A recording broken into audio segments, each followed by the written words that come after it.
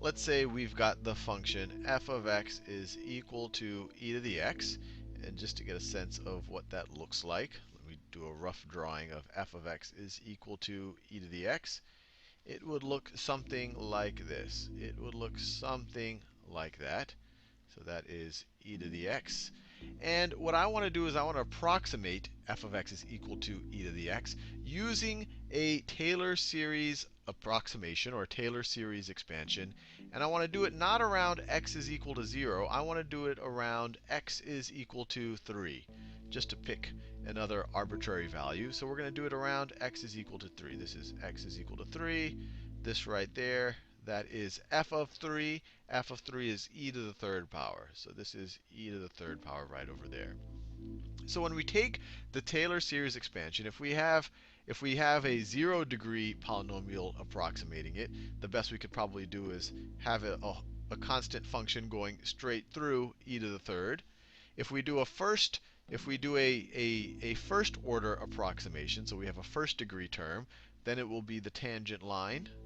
If we add, and as we add more and more degrees to it, we should hopefully be able to kind of contour or converge with the curve better and better and better. And in the future, we'll talk a little bit more about how we can test for convergences and how well are we converging and all of that type of thing. But with that said, let's just apply the formula that hopefully we got the intuition for in the last video.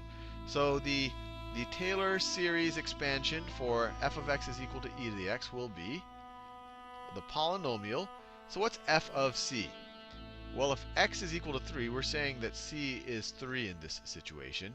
So if c is 3, f of 3 is e to the third power. So it's e to the third power plus, what's f prime of c? Well, f prime of x is also going to be e to the x. You take the derivative of e to the x, you get e to the x. That's one of the super cool things about e to the x. So this is also f prime of x. Frankly, this is the same thing as f the nth derivative of x. You can just keep taking the derivative of this and you'll get e to the x. So f prime of x is e to the x. You evaluate that at 3. You get e to the third power again times x minus 3. C is 3. Plus the second derivative of our function is still e to the x. Evaluate that at 3. You get e to the third power over 2 factorial times x minus 3 to the second power. And then we could keep going. The third derivative is still e to the x. Evaluate that at 3. C is 3 in this situation, so you get e to the third power over 3 factorial times x minus 3 to the third power. And we can keep going with this, but I think you get the general idea. But what's even more interesting than just kind of going through the mechanics of finding the expansion is seeing how as we add more and more terms, it starts to approximate e to the x better and better and better. And our approximation gets good further and further away from x is equal to 3. And to do that, I used Wolfram Alpha, available at wolframalpha.com. And I think I typed in like Taylor series expansion e to the x and x equals 3. And it just knew what I wanted and gave me all of this business right over here. And actually calculated the expansion. And you can see it's the exact same thing that we have over here, e to the third plus e to the third times x minus 3.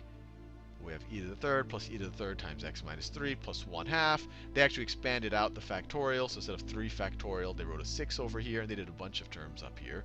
But what's even more interesting is that they actually graph each of these polynomials with more and more terms. So in orange, we have e to the x. We have f of x is equal to e to the x. And then they tell us order n approximation shown with n dots. So the order 1 approximation, so that should be the situation where we have a first degree polynomial. So that's literally a first degree polynomial would be these two terms right over here, because this is a 0th degree, this is a first degree. We just have x to the first power involved here. That will be, if we just were to plot this, if this was our polynomial, that is plotted with 1 dot. And that is this one right over here with 1 dot. And they plot it right over here, and we can see that it's just a tangent line at x is equal to 3. That is x is equal to 3 right over there. And so this is the tangent line. If we add a term, now we're getting to a second degree polynomial, because we were adding an x squared. If you expand this out, you'll have an x squared term, and you'll have another x term, but the degree of the polynomial will now be a second degree. So let's look for 2 dots. So that's this one right over here.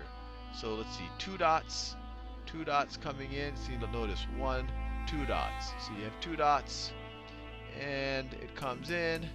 And this is a parabola. It's a second degree polynomial, and then it comes back like this. But notice, it does a better job, especially around x equals 3, of approximating e to the x. It stays with the curve a little bit longer.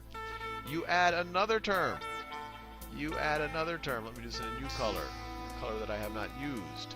You add another term. Now you have a third degree polynomial. If you have all of these combined, if this is your polynomial, and you were to graph that, so let's look for the 3 dots right over here. So 1, 2, 3, so it's this curve. Third degree polynomial is this curve right over here. And notice it starts contouring e to the x a little bit sooner than the second degree version, and it stays with it a little bit longer. And so you have it just like that. You add another term to it. You add the 4th degree term to it. So now we have all of this plus all of this. If this is your polynomial, now you have this curve right over here. Notice, every time you add a term, it's getting better and better at approximating e to the x further and further away from x is equal to 3. And then if you add another term, you get this term, this one up here. But hopefully that satisfies you that we are getting closer and closer the more terms we add. So you can imagine it's a pretty darn good approximation as we approach adding an infinite number of terms.